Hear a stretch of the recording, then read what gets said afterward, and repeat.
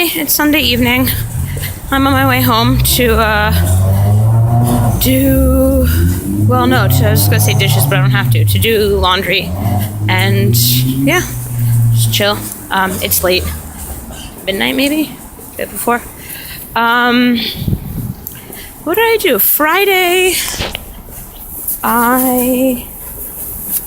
I met Mike for bibimbap, and then ice cream, and then we picked up my couch surfers. I had 4 Malaysian girls, and then we went back to my place and played some board games for several hours. It was very nice. He had brought back from Switzerland something he had kickstarted called Wizard School, but while his English is quite good, he's been studying for, 25 years. The girls, their English was not good enough for a 10-page rule book. And he had never played before. It was a brand new game, so we went with Skippo and Anomia, which actually, they all did quite well at Anomia. It's very funny. What else? So that was Friday night. Saturday I went to see Moana.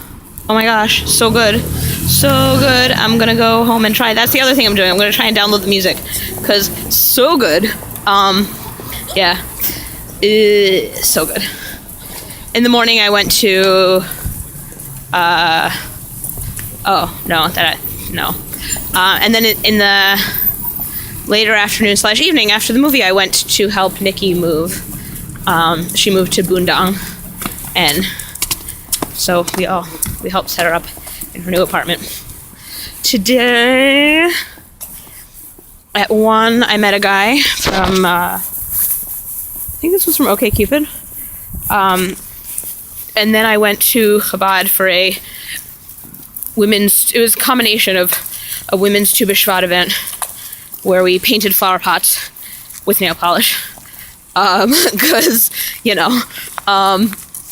and it was the 3-year-old's birthday party. So they painted flower pots with tempera paint. Didn't stick very well. Oh well. And then I went with Miriam and the kids back to their place.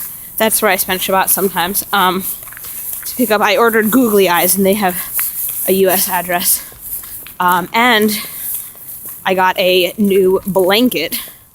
Every time I go there, they have the softest, most wonderful blankets on their twin bed. And I asked Miriam, oh, where'd you get these? Trying to indicate, I really like them, assuming the answer was America. But in fact, the answer was Korea. And it's the place she goes. So she got me one. And it was very exciting. I also bought bagels and blintzes from Chabad. Because they have a little store there, as one does in a land with no kosher. And my objective is, of course, not the kosher. My objective is the Jew food. And, bagels that are actually a bagel and not circle bread.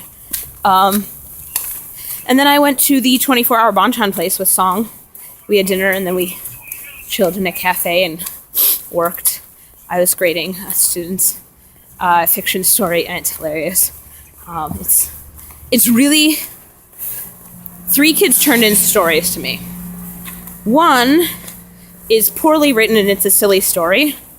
I mean, her grammar's a hot mess. One is well written, and it's a silly story. And the other is well written, though sparse, and a really fantastic story. It's so good.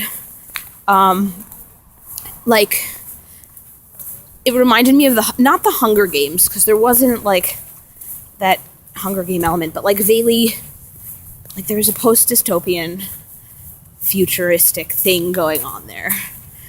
After the big war kind of thing. It was very, and it wasn't evident, it was just in the way she wrote it. It's very cool. But also, for those following along at home who aren't following me on Twitter, there were hilarious moments. For example, the main character's name is Jack, and his girlfriend is Sarah. She got shot twice, so there's a bit where the blood's coming out of her heart. I mean, literally, she says the blood is coming out of her heart. And then Jack goes, "Sarah, are you okay?" And I'm like, no, she isn't. No. And on the next page, Sarah said something like, thank you for everything, Jack, or whatever. And she's like, you were my tread. And then it drops off. It says, she couldn't finish it. Sarah died. Jack wept. Jane cried too. Then they ran for the exit. Like, literally, word for word. She died. Jack wept. So, we're going to have a mini lesson on writing meaningful emotional scenes in your story. Like, terrible and upsetting and also hysterical. Yes. So that's today. I saw on Twitter that you made a video for me today, being that there was a picture of you and Claire. But knowing your internet, while mine will be up within about 10 minutes, I think you just made it. I just saw the picture at the station 2 minutes ago. But yeah, so while I think mine will be up in 10 minutes, I think yours will be up in a bit longer, so I don't feel bad about not having watched yours before making mine. Anything else? No, my coworkers are on edge this past week. Maybe I'll make some cookies when I get home, so everybody chills the fuck out this week.